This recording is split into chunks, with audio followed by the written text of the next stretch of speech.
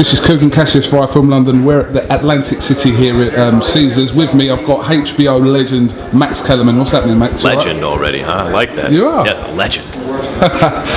Doesn't take much to be a legend these days. No, it doesn't. Do you know what? I was just thinking the other day that the term gets quite loosely used, especially in boxing. Yeah, but especially by these British journalists. Yeah, but listen, while we're on it, let's call you a legend as well. All right, why not? I'll take it, sure.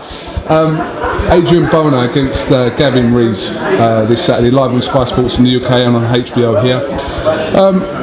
What do the American public, boxing public, know about Gavin REES? Yeah, not much. I mean, they're learning about him now, but he's a good fighter, and the odds, which are absurdly wide over here, as much as 80-1 at some point. I think it was minus. I want to say 800, but it was minus 8,000 at one point for Broner. It really is a reflection more of what people think of Broner than what people think of Gavin REES. People think that Broner is a special kind of fighter, and I think the odds reflect that over here. But I think when people have seen REES, because nowadays, well, they've never seen REES. As soon as they see the fight, everyone goes to YouTube and they see a couple of REES fights, so they have seen REES. Yeah. And you can see he can fight. Gavin REES can fight, but especially coming off the DeMarco fight, where Broner, it wasn't Escobedo where he had a weight advantage. It wasn't Eloy Perez, who's a little guy. It's a big, strong lightweight. And the way Broner, it's one of the most thorough beatings you'll see of a top fighter, you'll ever see of a top fighter. So coming right on the heels of that fight, Broner's going to be a big favorite against any 135-pounder. I interviewed Adrian Broner the other day. He claimed to be to run boxing in this era.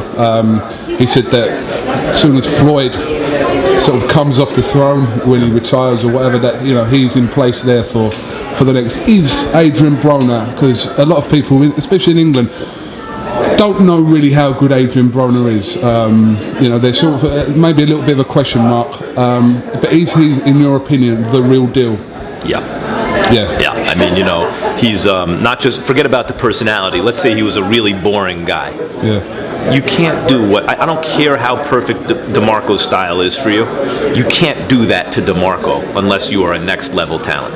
He is a next level talent. And it's not just, okay, look, maybe he goes out and either Ponce de Leon, a lot of people think, beat him, right?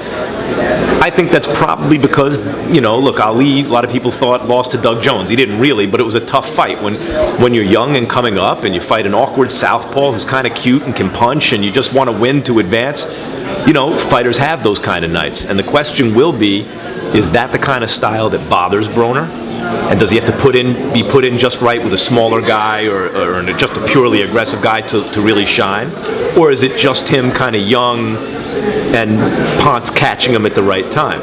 Based on what I've seen from Broner, I think Ponce caught him just at the right time, had an awkward style, etc. Because, Broner's going to have to prove it now, but everyone kind of feels the same thing. The kid is the goods. Yeah. And the question is he the greats? And, that's what we're going to find out now. Time will tell.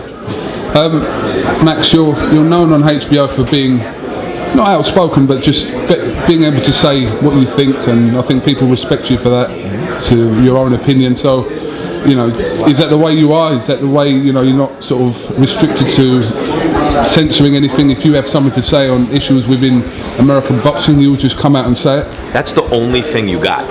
The only thing you have is your opinion, in my business, for what it's worth, right?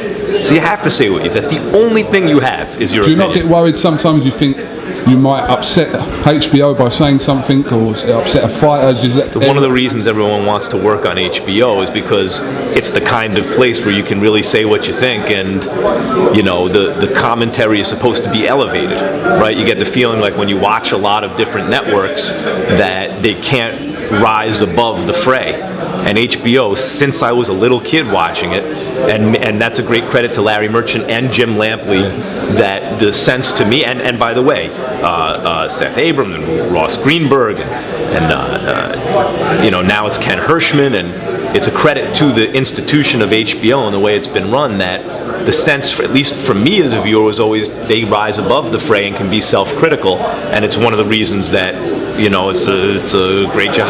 Yeah. Just finally, whenever I talk about Max Kellerman, I always have to mention that he used to be a rapper. Yeah. And like a lot of people don't even know that. Like, That's right.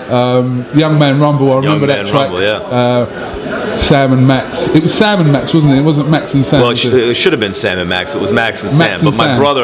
my brother was undefeated in battles, and if you don't believe me, ask Fab Five Freddy. He'll tell you. Yeah. Kind of Eminem-esque in there as well from one of you. Eminem could not mess with my brother. I mean, you know, my brother was ridiculous. I was just a guy. He was ridiculous. Yeah. No, it's good. It's good. You've got such a story in boxing that I think, you know, like I said, a lot of people don't know. But I know a little bit about you. I followed you for some time, a little bit, so I know a little bit about you, Max. But listen, thank you very much for talking to iFILM London. This will go out to the UK. We're iFILM London. We do a lot of stuff in boxing with the UK fighters. Why I'm here out with Gavin REES. So thank you for taking your time to talk to us. All right, thanks for talking. Right, KUGAN CASSIUS with Max Kellerman, HBO legend for iFILM London. Thank you very much.